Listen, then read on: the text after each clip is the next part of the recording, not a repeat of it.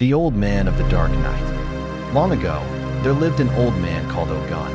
His hair was white like ash, his back bent like a broken bow, and his eyes glowed with a strange fire. To strangers, he looked like just another elder. But the villagers whispered that Ogund had walked with shadows, and that he had traded his heart for evil powers. Ogund despised the sound of church bells, for they reminded him of light that could not be bent to his will.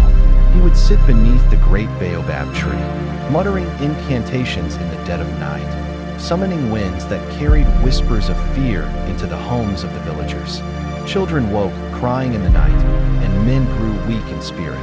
Women found their crops failing, and hunters returned from the forest empty-handed. One fateful Sunday, as the villagers gathered in their small mud-walled church, Ogund came with his walking staff carved with the faces of spirits.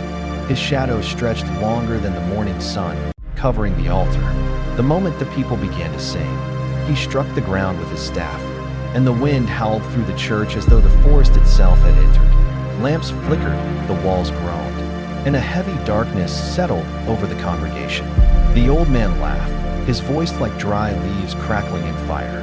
"Your songs cannot save you," he hissed. "I have bound your spirits. Your prayers are only echoes in the void." Fear gripped the villagers, for they could feel their hearts heavy, their dreams stolen, their souls trembling. Many fell sick, and children no longer smiled. But among them was a young woman named Adissa, whose faith was stronger than fear. She rose, holding nothing but a simple wooden cross her grandmother had carved. She began to sing, her voice soft at first, but steady, carrying the old hymns of her ancestors who once battled spirits in the forests. Her song grew like fire, and soon others joined, their voices trembling but rising. The darkness cracked like a shell around them.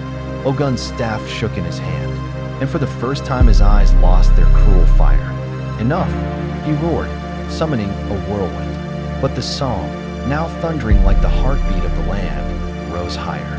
The church bells rang on their own, echoing through the village. The wind broke, scattering the shadows back into the forest.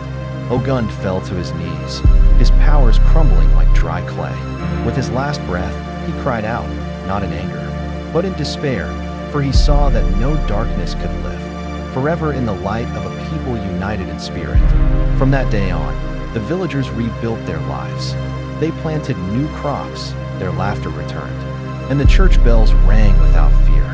Yet, deep in the forest, some say the trees still whisper the name of the old man who tried to drown the light.